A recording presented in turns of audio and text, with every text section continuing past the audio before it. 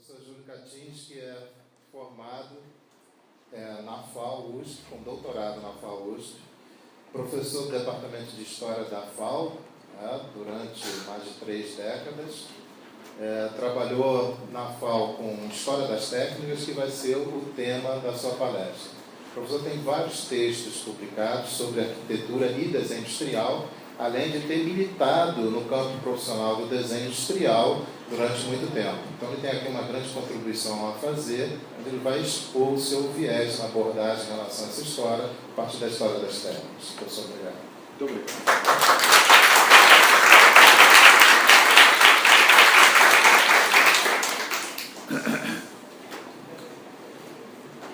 Eu queria, ao cumprimentar os participantes desse seminário, em primeiro lugar, dar os parabéns pela ideia de propor uma reunião nacional sobre o estudo de história do design, que é um capítulo de uma história maior, que é a história do trabalho no país.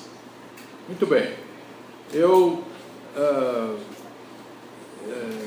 acho extremamente oportuno e até um pouco atrasado. Na realidade, essa reunião deveria ter acontecido há algum tempo atrás, o que permitiria uma participação maior dos primeiros protagonistas nesse processo de institucionalização de uma série de disciplinas essenciais para o progresso do país. Mas vamos ficar satisfeitos com o fato de estarmos começando. E a minha palestra vai versar sobre 2 pontos. Primeiro, o estabelecimento de uma história da técnica no Brasil. E o segundo, os antecedentes dessa história da técnica. Porque ela não surge do nada, como esta reunião não surge do nada. E, infelizmente, nós não temos o hábito de conservar a história do processo, que é o que nós temos que fazer hoje. Estamos corrigindo um pouco esse viés mitológico que caracteriza a história brasileira. Então, a primeira parte seria a história do estabelecimento da disciplina História da Técnica no Brasil. Essa história da técnica foi uma imposição da ditadura. Quando a ditadura estabeleceu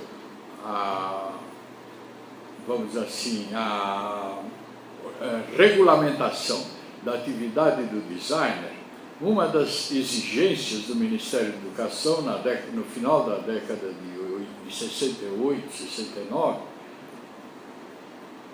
foi o estabelecimento de uma história geral da técnica junto aos cursos de design, que foi uma medida inteligente, nós não podemos negar, e foi obrigatório obedecer, porque naquele tempo não havia discussão, simplesmente as ordens eram baixadas e se fazia o que os órgãos superiores mandavam. Mas foi uma medida que nós resolvemos adotar dentro da Faculdade de Arquitetura, e 2 professores insistiram para que eu organizasse essa história geral da técnica. E havia um viés meu, pessoal, no caso, de que era um pouco contrário ao estudo normal brasileiro, que era muito livresco. Quer dizer, as pessoas...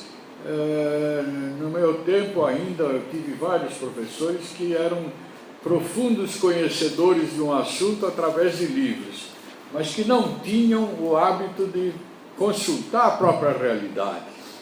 Então, eu, quando fui convidado para dar a história geral da técnica, eu disse, bom, eu aceito com a condição de criar uma outra disciplina, que será a história da técnica no Brasil. E essa disciplina, obrigatoriamente, teria que ser experimental, porque não havia nenhum estudo, até então, sobre história da técnica brasileira. Isso não era coisa para o Brasil.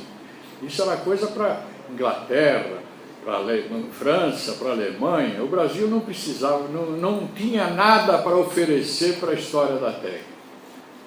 Ora, isso era um viés colonial ainda muito marcante, e nós resolvemos estabelecer uma história da técnica diferente daquela proposta pelos europeus.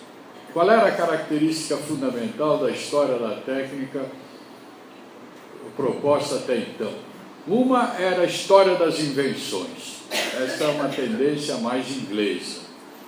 E a outra era uma história do prolongamento dos órgãos sensoriais humanos. Então, a história da técnica dos aparelhos dos aparelhos de visão, ou a história da técnica da transformação natural das forças puramente orgânicas em forças naturais, e assim por diante. Nós decidimos fazer uma história diferente, baseados numa realidade inquestionável. Todas as técnicas são atividades sociais. Então, nós partiríamos da ideia de que a história da técnica tinha que se apoiar na história do trabalho, de uma maneira geral. E, a partir daí, nós organizaríamos as disciplinas não em função nem em função das invenções, nem em função dos prolongamentos do corpo humano. Nós partiríamos da ideia da ocupação territorial. Então, a história da técnica seria dividida em três visadas dos mesmos fenômenos. A primeira visada seria aquelas técnicas que favoreciam a fixação, digamos assim, ou a consolidação dos grupos sociais. A segunda visada seria a visada mais tradicional, que vem da economia política, que é as trocas. Então, seriam as técnicas mais adequadas aos problemas das trocas. E no Brasil, nós tínhamos a grande vantagem de todo o trabalho se organizar em função do mercado internacional. Quer dizer, na realidade, como é que o Brasil surgiu? O Brasil surgiu de uma postura política, não há dúvida nenhuma, do Império Português, de garantir a posse da terra. Mas para que fosse possível garantir a posse da terra, era preciso trazer populações para cá com um interesse econômico muito forte. Portanto, o Brasil é mais ou menos produto inesperado, imprevisto, da instalação da indústria açucareira. A terceira visada era que toda a produção humana é resultado do homem. Portanto, seria necessário nós estudarmos as ideias que norteavam todo o trabalho executado no Brasil. Que ideias seriam essas? Bom, aí entra todo um capítulo da história do Brasil, desenvolvida principalmente na década de 30 e 40, quando o Sérgio Buarque de Holanda, por exemplo, estabelece um primeiro esboço de uma raízes do Brasil, e depois ele desenvolve, inclusive ele mesmo se desenvolvendo no processo, ele faz um livro fundamental que chama-se Visão do Paraíso, onde ele estuda exatamente as ideias que configuraram o início da fundação brasileira, da instituição do Brasil. Então, este foi o quadro geral que nós iríamos estudar com os alunos, porque realmente a disciplina era estritamente experimental. E aonde nós iríamos iniciar o estudo concreto da realidade? Através como eu já falei, através da instituição da indústria açucareira. Como nós não tínhamos recursos para ir ao Nordeste, nós resolvemos nos concentrar na indústria açucareira paulista, que se desenvolveu, apesar de ter sido, vamos dizer assim, o núcleo inicial da criação da indústria açucareira brasileira, com as primeiras iniciativas do Martim Afonso de Souza. Na realidade, a açúcar paulista já era um reflexo, na segunda metade do século XVIII, da indústria açucareira nordestina. E toda a técnica desenvolvida pela indústria nordestina foi transferida para São Paulo por ocasião da grande corrida do ouro nas regiões das Minas, que deu o nome ao estado de Minas Gerais até hoje. Eu queria também, então, chamar a atenção de que, como foi uma das ideias que dominaram a disciplina de História da Técnica no Brasil, pelo menos como foi dada na Faculdade de Arquitetura, foi de favorecer uma postura não livresca do estudo da história da técnica. Como isso se faria? Isso se faria através do contato direto dos alunos com os instrumentos de instalação dessa indústria em São Paulo. Obrigado. Então, o que caracterizaria o aprendizado dos alunos? O aprendizado dos alunos se caracterizaria como nós mesmos, primeiro por uma preocupação teórica, uma discussão dos vários textos que poderiam nos auxiliar a entender a história da técnica no Brasil. E o segundo, um contato direto com as instalações açucareiras existentes ainda como resíduos quase arqueológicos no estado de São Paulo.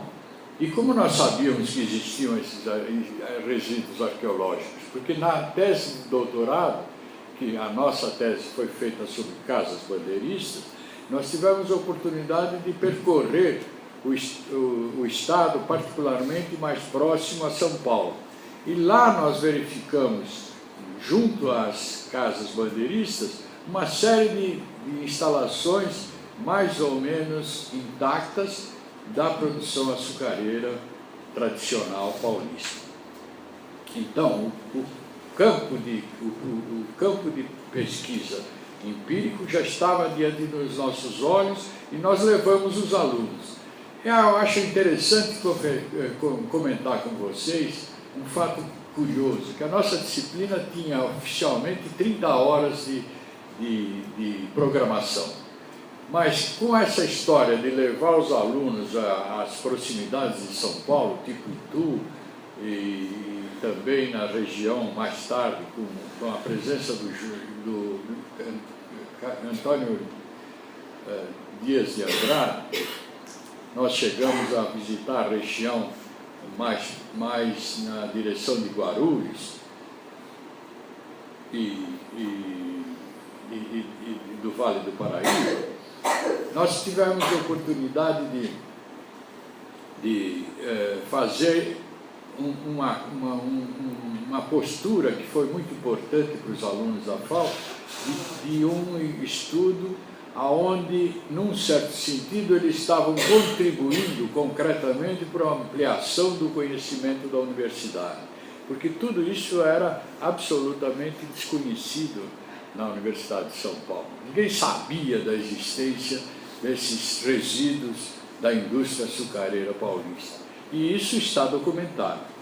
Se vocês pegarem um livro importante desse momento sobre a indústria açucareira paulista, que é o livro da Maria Teresa Schor Petroni, tese de doutorado apresentada na Faculdade de Filosofia, ela chama a atenção de que não sobrou nada. E ela se baseava no conhecimento mais autorizado existente em São Paulo na época. Ela simplesmente se apoiou no conhecimento existente, então, acumulado no Serviço do Patrimônio Histórico e Artístico Nacional. E lá eles diziam, não sobrou nada porque o que ficou abandonado, a natureza destruiu. E nós verificamos que essa afirmação era incorreta, porque havia muitos equipamentos ainda, pelo menos parcialmente existentes. Então, a disciplina foi orientada no sentido de trazer, não somente digerir um conhecimento já existente, mas trazer um conhecimento para a faculdade. Num certo sentido, é o que dizia na época, o aprendizado dos alunos pela própria descoberta que eles fariam. E essa disciplina, como eu falei, que tinha só 30 horas, na realidade, ela se mostrou exigente durante todo o tempo que ela existiu, exigente de uma necessidade de 80 horas. Isso significariam 2 disciplinas organizadas semestrais. No entanto, curiosamente, durante todo o tempo que a disciplina existiu, nenhum aluno reclamou esse direito que ele teria. Por quê? Porque ele percebia que ele estava ganhando alguma coisa com esse processo, como nós fizemos. Essa disciplina teve um resultado, um efeito, digamos assim, praticamente ao longo da sua execução. A primeira é que nós tivemos uma abertura para, eu vou tocar mais acentuadamente na segunda parte da minha exposição, mas já devo adiantar que ela teve um efeito muito grande, porque já em 1980 ela foi capaz de absorver uma série de contribuições, até um pouco antes, ela foi capaz de absorver uma série de contribuições que estavam começando a aparecer na discussão mundial.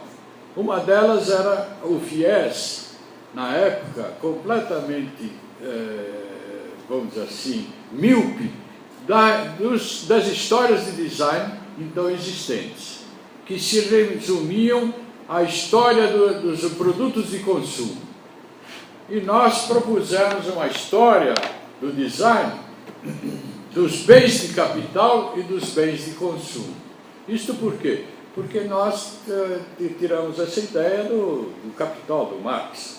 Enquanto que a maior parte dos intelectuais ingleses, isso é uma observação que eu fiz na época, enquanto que a maior parte dos intelectuais ingleses se horrorizavam na exposição de 1851, com o horror dos objetos produzidos, e que deu o movimento Arts and Crafts em Inglaterra, o Marx fixou os seus olhos na produção de bens de capital.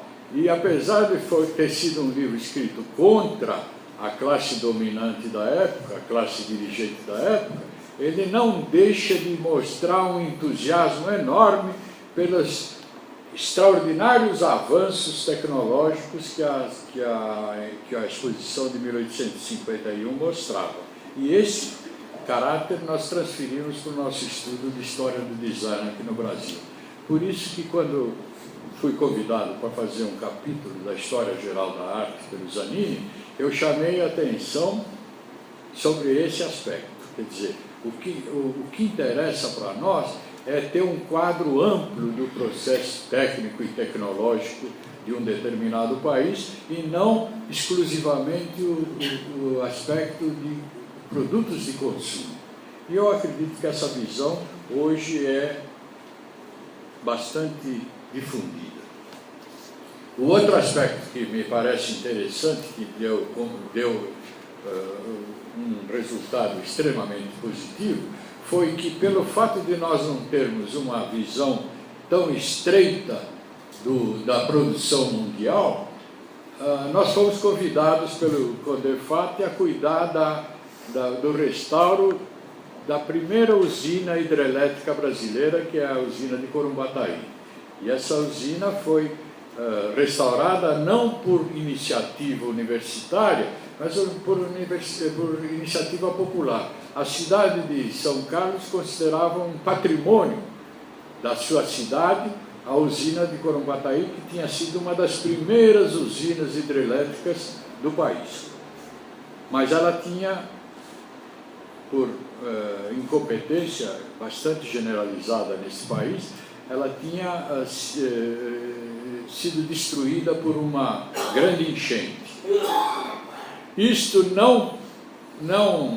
isso provocou um movimento popular na cidade de São Carlos para que a usina fosse restaurada. E o CONDEFAT, na época, aceitou essa proposição, só que não tinha ninguém para fazer isso. Então recorreram à Universidade de São Paulo, que era eu.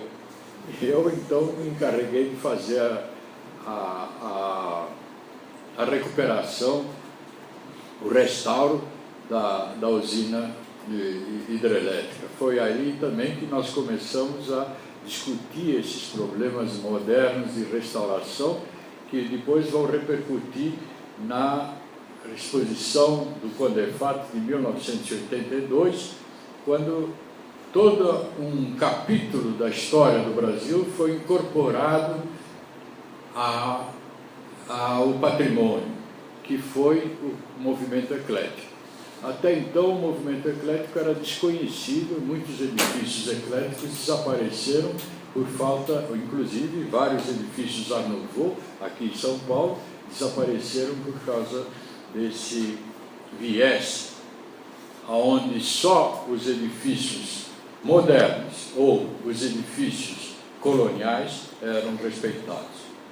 Então, agora eu gostaria de colocar para vocês que isso não surgiu do nada. Isso surgiu de todo um esforço coletivo que começa, por incrível que pareça, no Rio de Janeiro e não em São Paulo.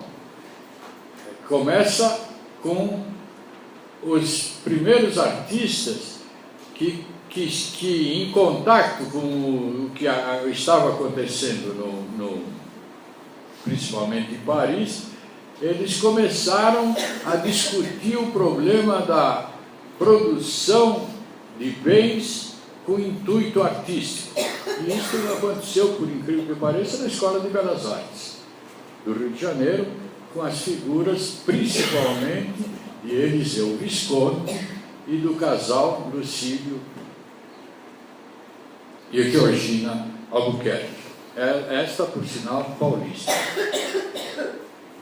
Foi aí, segundo Flávio Mota, que começou o estudo do Art Nouveau contra todas as tendências da época, começou o estudo do Art Nouveau, que revelou todo esse aspecto de preocupação com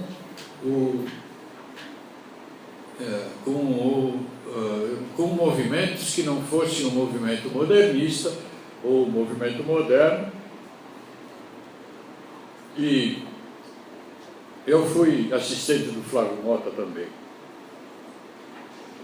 E, evidentemente, li o grande trabalho dele, Contribuição para o Art Nouveau, como um trabalho fundamental para discutir esses problemas, em parte artísticos, mas em parte também de mais ampla repercussão na sociedade brasileira do que somente do movimento estético.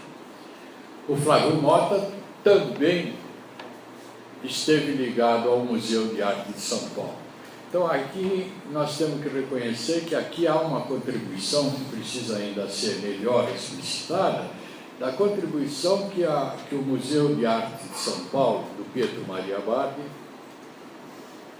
dirigido pelo Pietro Maria Bardi. Aqui há uma certa injustiça em esconder a figura do Chateaubriand, falsário conhecido chantagista, e que merece o maior respeito de todos nós, porque pelo menos fez o Museu de Arte. E a ideia do Chateaubriand era fazer um museu de arte moderna. Estava na moda, arte moderna. Mas o Pietro Maria Bardi convenceu a fazer um museu de arte só, que absorvesse o Museu de Arte Moderna e que absorvesse a arte moderna, mas que também trouxesse a arte do passado para um estágio mais alto. E isso foi, de fato, o início do Museu de Arte de São Paulo, que eu frequentei como secundarista, porque estava interessado em arte. E aí, o que caracterizou o museu nessa época foi uma preocupação com toda a atividade artística possível no país existente, e mais com a preocupação da história geral da arte. Quer dizer, praticamente nós damos um salto, isso é inegável, com as grandes exposições temáticas do Museu de Arte de São Paulo sobre história da arte, organizadas por um poeta de lá, italiano, auxiliadas pelo Flávio Mota. O Flávio Mota viveu esse ambiente novo. Então, me parece que esse é um dos vieses mais importantes na discussão desse problema. O outro viés é esse, que começa com o Art Nouveau, aqui, e imediatamente contamina São Paulo, e que vai se desenvolver durante a década de 30, porque os arquitetos que se formaram em São Paulo nessa época, pelo menos alguns, vão se preocupar com o progresso, a evolução técnica da própria construção civil. Então, o que nós vamos ver? Arquitetos como Oswaldo Bratt, que projetou não só elementos da construção civil, elementos construtivos da construção civil, como ele começou a se interessar por equipamentos das casas que ele fazia. E ele, então, é o primeiro, talvez, designer paulista que vai projetar luminárias, além de móveis, que era uma característica já bastante estabilizada pelo grupo do Art Nouveau. Quer dizer, na realidade, é o Bratt que começa uma preocupação com vários equipamentos construtivos, mas também é o arquiteto que vai desenhar luminárias e móveis para a produção independente dos seus móveis. Outro arquiteto que se interessa por esses aspectos, não há dúvida nenhuma, é o Reno Leve, que também projeta equipamentos para os seus edifícios. E, finalmente, a figura do Artigas, que é uma figura-chave no desenvolvimento da arquitetura paulista e no desenvolvimento da própria faculdade de arquitetura, onde ele foi professor até praticamente morrer. Então, esse é o quadro geral que nos interessa caracterizar no plano da história da técnica, que é uma visão geral do trabalho e, portanto, que tem que absorver não só os aspectos mais significativos da indústria de consumo, mas também os aspectos mais significativos da indústria de bens de capital. Eu acho que com este quadro fica claro por que a Faculdade de Arquitetura está tão representada neste seminário também. Quer dizer, não é... Eu gostaria de chamar a atenção que há fenômenos que ainda estão mal estudados fora de São Paulo e fora do Rio de Janeiro. Há vários fenômenos que ainda precisam ser redescobertos, como, por exemplo, os arquitetos pernambucanos que tentaram desenvolver um fenômeno semelhante ao que já estava acontecendo aqui com a indústria do mobiliário, como é bem conhecido, e que, como já foi objeto de alguns primeiros estudos universitários, mas que ainda é, a meu ver, muito precário. Ainda é muito pequeno o número de trabalhos envolvendo os esforços que aqui ocorreram de defesa da indústria nacional. Basicamente, o que eu tenho para falar para vocês não é muita coisa. Eu fiz uma série de textos que foram publicados sobre esses problemas da produção existente, da produção geral de bens ocorrida em São Paulo. E ocorrida, e nós podemos ampliar para tudo que está acontecendo no mundo, porque há fenômenos que estão ocorrendo no mundo e que têm um reflexo imediato sobre o país. Mas, por incrível que pareça, há um esforço no Brasil de recuperar essas descobertas, vamos dizer assim, essas contribuições e devolver para o resto do mundo. E isto não me cabe aqui levantar, mas simplesmente chamar a atenção de que ocorre, esses fenômenos ocorrem. Portanto, uma história que esteja apoiada concretamente nos fenômenos ocorridos no país é fundamental para o seu crescimento como país, como nação, como participação maior no concerto das nações internacionais, nações de todo o mundo. Basicamente é isso que eu tinha para falar para vocês, e estou aberto a algumas perguntas, se for o caso.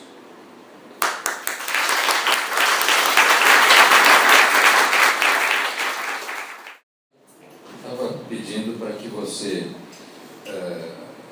expandisse um pouco mais a contribuição do Janjão, do Antônio Luiz Dias de Andrade, quando estudando os sistemas construtivos tradicionais do Vale do Paraíba, e estuda as juntas, processos de encaixe, etc., como isso tem um rebatimento na atividade de projeto de conhecimento da marcenaria, do conhecimento da profissão e do trabalho do carpinteiro.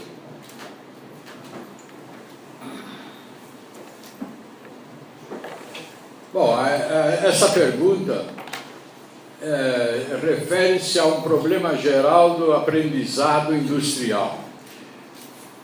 Nós não podemos negar que, ao longo dos milênios e milênios que constituem a sociedade humana, vários procedimentos de produção foram desenvolvidos. Esses procedimentos são muito mal conhecidos, e praticamente todos os processos de aprendizado técnico que até hoje vigoraram se baseiam nos processos tradicionais. Então, na realidade, apesar de todo o avanço extraordinário tecnológico, principalmente do ponto de vista de materiais, que se deu, por exemplo, na indústria de móveis, até hoje certos procedimentos são resíduos da tradição artesanal, corporativa, primitiva, de construção de madeira, isto é, construção de um material orgânico. Apesar da maior parte dos móveis hoje não ser fabricada em madeira maciça, a maior parte é feita com madeiras desdobradas, que são as madeiras compensadas, folhas contraplacadas, de um lado, e de outro lado agora esses novos materiais produzidos pela indústria, MDF, assim por diante. nós temos que reconhecer que na hora da junção dessas peças ainda são velhos procedimentos do passado que estão vigorando. Ora, é evidente que tudo isso merece um estudo crítico muito mais aprofundado que nunca foi feito. E isso se verifica em todas as escolas técnicas do mundo, não especificamente as escolas técnicas brasileiras, porque não há ainda grandes progressos nesse campo. É um problema a ser investigado. Então, quando o Janjão, o Antônio Luiz Dias de Andrade, faz os estudos de arquitetura popular, principalmente a arquitetura popular do Vale do Paraíba, o Antônio Luiz de Andrade vai se apoiar nos processos tradicionais que ele, então, recupera. Aliás, o Antônio Luiz Dias de Andrade também foi aluno da FAO, de modo que ele está dentro desse mesmo contexto que nós apresentamos. Agora, este aspecto não foi propriamente abordado pela Faculdade de Arquitetura, porque isso depende de um esforço muito grande, específico. Então, todo o estudo do Antônio Luiz de Andrade ainda dorme nas publicações que ele fez e que o IFAM, depois o IFAM prometeu fazer, mas não fez, né? Quer dizer, toda a produção do Antônio Luiz de Andrade ainda está no arquivo. Daqui a pouco vai ser objeto de uma nova dissertação de mestrado para ser distribuída pelas pessoas, para que as pessoas saibam que existe. Eu até comentei que é tão tardio o nosso esforço de historicizar o que de fato aconteceu, que geralmente o que sobra são os mitos, né? Porque na realidade os fatos nunca são consultados. Então esse é um lembrete importante que nós ainda temos que fazer e que é um desafio, principalmente para vocês que são em grande parte professores desta disciplina História do Design. Alguém mais tem alguma pergunta? Temos tempo ainda. Diga, Patrícia. Fala aqui. Fala aqui bem alto para eu poder ouvir. Infelizmente, mais um pouco e nem eu estarei aqui. No Museu Afro-Brasil, no Ibirapuera, tem uma exposição chamada Arte, Adorno, Design e Tecnologia no Período da Escravidão. E no catálogo dessa exposição, que é um documento bastante volumoso, tem um texto seu. Eu queria saber se o senhor poderia comentar um pouco sobre esse aspecto da nossa produção, da nossa cultura material, e como é que o senhor vê, inclusive, a inclusão desse tema nas nossas disciplinas, enfim, no nosso pensamento em relação à história do design no Brasil.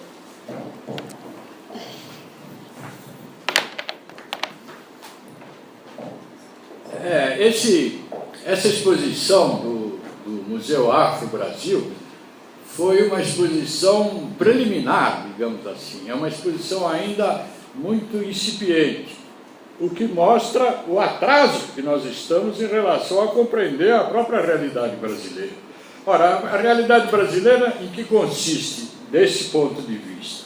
Consiste no fato concreto de que, com exceção das populações indígenas, que chegaram primeiro, porque na realidade também elas não são originárias da América, elas são, nós sabemos hoje, originárias da Ásia.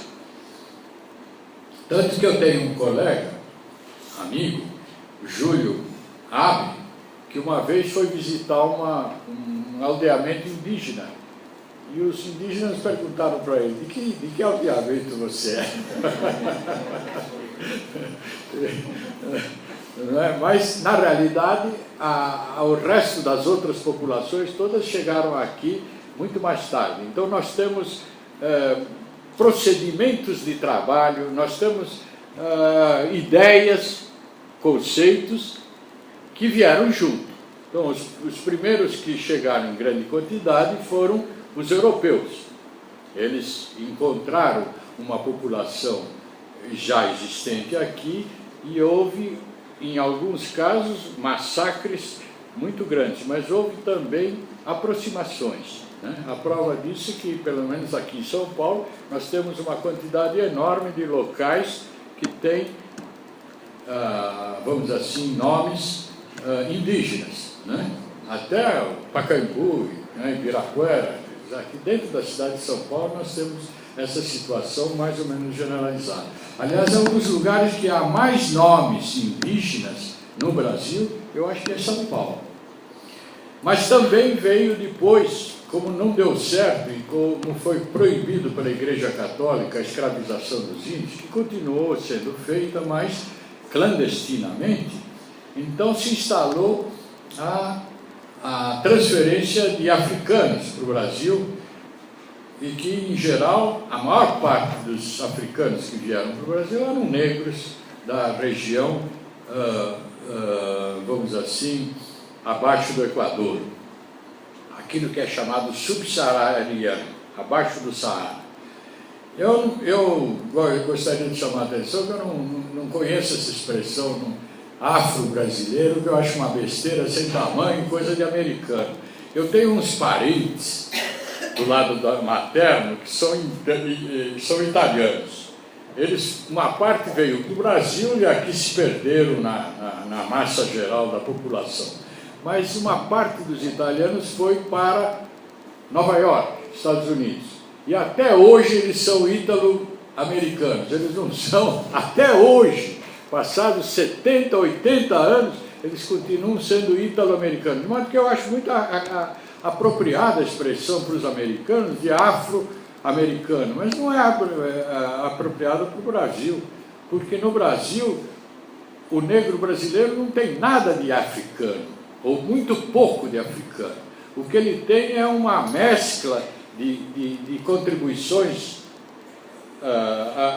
africanas para o cotidiano brasileiro. E isso é tão forte que o contrário também se verifica. Quer dizer, antigos escravos libertos que voltaram para a África levaram costumes brasileiros e eram chamados de brasileiros. A língua portuguesa foi proibida na Nigéria, porque esses africanos voltaram falando português e já não se adaptavam ao mundo tribal africano. Isso é a maior demonstração de que não existe afro-brasileiro. Você está entendendo? Então, o Emanuel Araújo, naquela exposição, que eu achei que foi extraordinariamente bem organizada, tanto que eu participei com muito prazer, fui lá falar sobre esses problemas que caracterizam o país. A miscigenação brasileira é uma realidade. Quer dizer, eu tenho uma aluna que é loira e me garantiu que o avô dela era negro. E eu não acreditei, evidentemente, porque era loira de olhos verdes. Na realidade, eu acabei me convencendo porque ela usou tanta tintura no cabelo que o cabelo voltou a ficar meio ondeadinho. Aquele cabelo ruim, como se costuma dizer, né? Quer dizer, a miscigenação brasileira é muito intensa, coisa que aconteceu também nos Estados Unidos. Só que lá a situação é a seguinte: quem é descendente de negro é negro e ponto final. E aqui não, aqui é moreno, é mestiço e assim por diante. E é mulato, é uma expressão que foi rejeitada por um dirigente sindical, dizendo que ele não é mulato coisa nenhuma, porque mulato é produto da mula e ele é mestiço. E eu, a partir daí, resolvi adotar a postura dele. Quer dizer, o que lá no Brasil são mestiços, né? E é uma cultura mestiça. Ela se revela em todas as coisas, se revela na comida, se revela nas palavras que nós usamos, ela se revela nas atividades, na produção concreta de bens, porque era a única possível de ocorrer, através de um processo de aprendizado extremamente penoso, porque nunca houve um estudo institucionalizado das profissões no Brasil. Quer dizer, sempre se recebia gente nova do fora. Então, a maior parte das obras lá de Minas Gerais são obras raramente feitas por brasileiros, em geral foram dirigidas por artistas vindos de Portugal. Esse agora está começando a ser feito um estudo mais detalhado desse fenômeno. E também, por incrível que pareça, pelo término do Império Português, está se descobrindo uma série de contribuições brasileiras que agora foram publicadas recentemente na revista Barroco, onde há uma série de contribuições que a gente só imaginava que existiam em alguns poucos pontos da África. Está se mostrando que a influência dos libertos na África foi bem maior do que até então se conhecia. Essa, eu penso que responde em parte a sua pergunta, que é muito oportuna, porque eu me lembro de ter visitado uma vez a Argentina, e eles estavam ainda traumatizados pela guerra que eles chamam Guerra das Malvinas, os ingleses chamam de Guerra dos Falklands. Eles estavam muito interessados em saber como no Brasil as coisas aconteciam. Então eles disseram, mas vocês tiveram uma grande cultura negra. Eu disse, mas vocês também têm? E uma cultura indígena, vocês também têm? Não, nós não temos. E esses moreninhos que eu estou vendo aí? Isso tudo é boliviano. E não é verdade. São argentinos. Quer dizer, eles ainda não têm nem a capacidade de enxergar a realidade que eles têm. Eles são, talvez, tão miscigenados quanto nós, só que eles não percebem, porque as ideias também são importantes. Por isso que é importante estudar as mentalidades, um fenômeno que os brasileiros desenvolveram na década de 30, com os grandes intelectuais, Sérgio Buarque, que eu citei, mas eu posso citar também o Gilberto Freire, com a Casa Grande Senzala, e assim por diante. Quer dizer, há todo um esforço de entender o Brasil na sua peculiaridade, que não é diferente da Espanha, da Inglaterra e até de Portugal. Quer dizer, quando eu estive na Inglaterra, eu vi uns rapazes de cabelo loiro e olhos azuis carregando umas figurinhas mestiças. Mas isso aí, para eles, é um fenômeno marginal, enquanto que para nós é um fenômeno fundamental. Essa é a minha visão do problema. Na verdade, são duas observações, não pergunta. Esse fato que o senhor citou de São Paulo tem inúmeros nomes indígenas, é uma coisa muito, para mim, que sempre me chamou a atenção também, a máquina do trem brasileiro ter conseguido manter essa tradição. Aí o senhor também diz que talvez seja a cidade que mais tem nomes indígenas. Aí eu me lembrei da cidade de Tupã, do interior de São Paulo, aqui, que há 30 anos atrás, todas as ruas tinham nome de tribos indígenas. Toda a urbanização dela foi em cima dessa tradição. Essa é uma observação. A outra é que eu fiquei muito feliz de saber que o Marx se encantou com o maquinário da exposição de 1851, mas eu me lembrei também que lá tinham pelo menos duas máquinas que sempre me causaram espécie, que é uma máquina gótica e uma máquina egípcia. Quer dizer, isso para ficar no chão da fábrica se enchendo de graxa. Eu não conheço o texto do Marx, mas me lembrei dessa pequena contradição.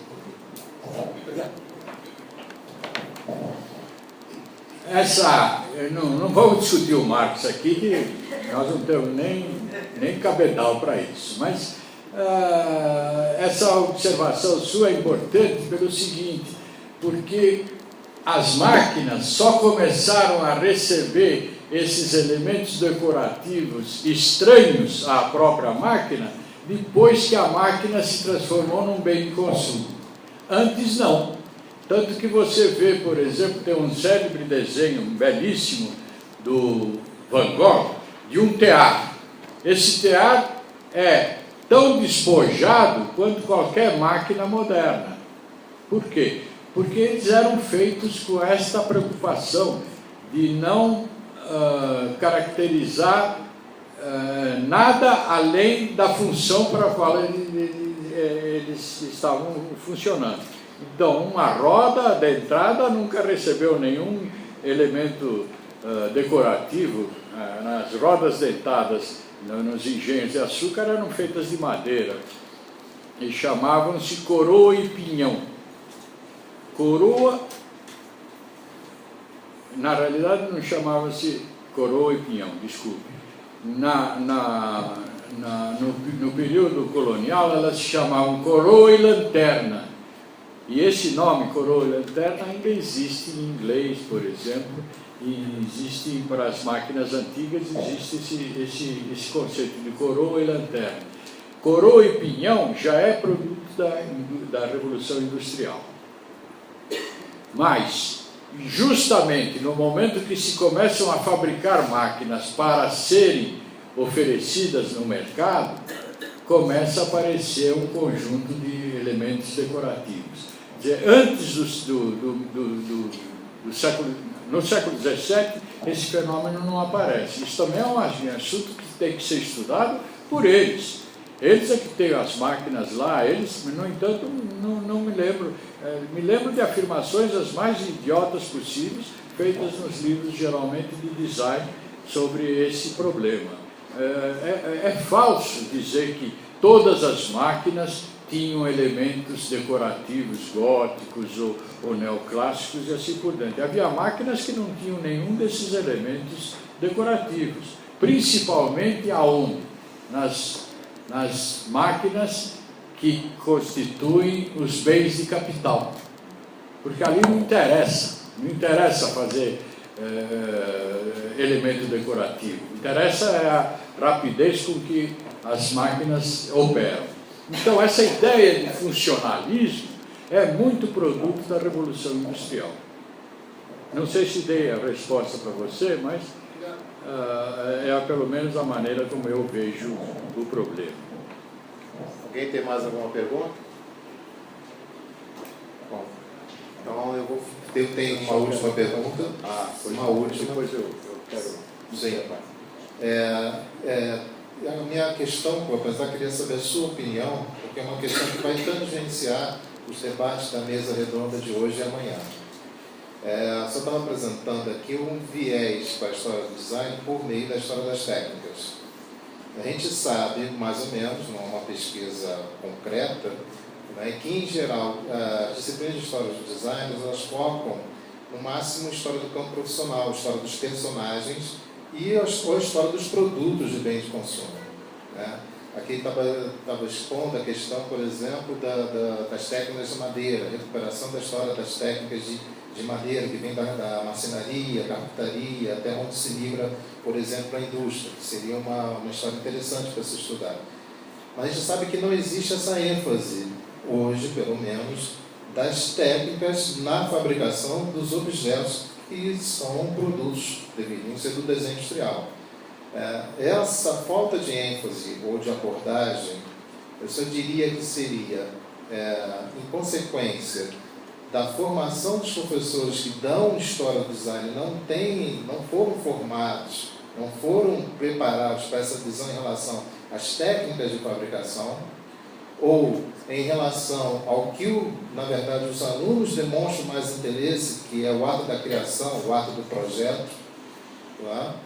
Ou se são limitações do próprio curso, que dá, em geral, uma carga horária baixa, principalmente nas escolas particulares, à história do design, então se coloca ênfase em relação ao projeto, em relação à criação e ao personagem.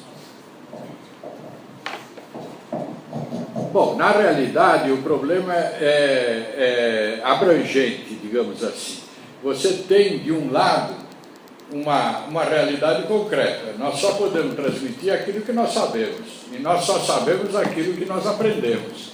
Então, há uma dificuldade concreta de ensino, que poderia ser corrigida com relativa facilidade, mas não é corrigida porque ela envolve uma discussão mais profunda das discussões em torno da formação, da educação.